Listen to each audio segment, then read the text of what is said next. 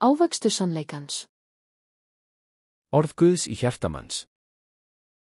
Lifandi vegurinn. Opinberunarbókin 4:3.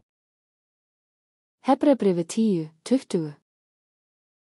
24. Ávöxtur sannleikans. Hjartalandið, taktu ósannleikann úr hjarta þínu og gerðu það að góðum jarðvegi, sáðu fræjum sannleikans og berðu ávöxt með því að rækta sannleikann.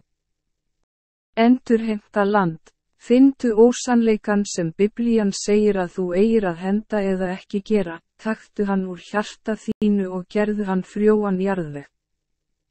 Að gróðursetja fræ sannleikans. Finndu sannleikann sem Biblían segir að varðveita og gróðursettu fræ sannleikans í hjartareitin úr frjósömum jarðvegi, ræktaðu hann og berðu ávöxt sannleikans. Ávöxtur sannleikans. Ávöxtur sannleikans. Verkefni. 1. Verkefni, henda því. 2. Verkefni, ekki það. 3.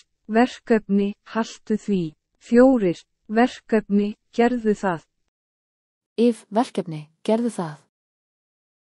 Taktu ósannleikann úr hjarta þínu og gerðu það að góðri mold.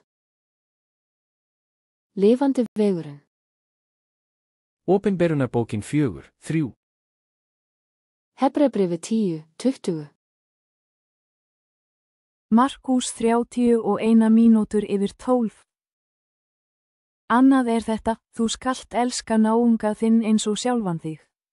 Ekkert bóorð annað er þessu meira. Markús 11 mínútur yfir 1. Þegar menn taka yður og draga fyrir rétt, hafið þá ekki fyrirfram áhyggjur af því, hvað þér eigið að segja, heldur talið það, sem yður verður gefið á þeirri stundu. Þér eru ekki þeir sem tala, heldur heilagur andi. Markús 33 mínútur yfir 1. Verið varir yður, vakið.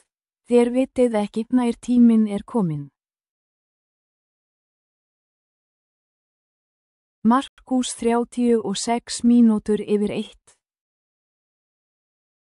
Látið hann ekki finna yður sofandi þegar hann kemur allt í einu.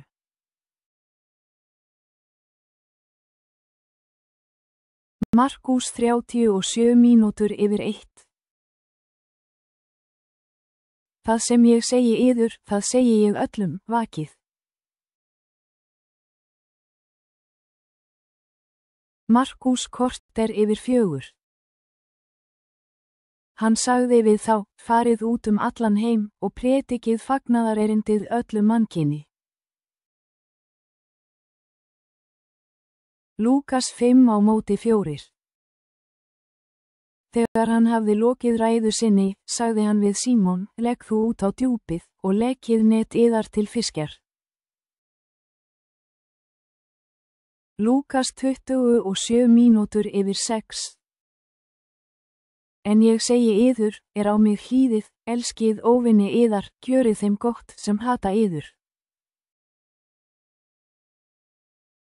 Lúkas 28 mínútur yfir 6. Blessið þá, sem bölva yður, og biðjið fyrir þeim, misþyrma yður. Lúkas 29 mínútur yfir 6.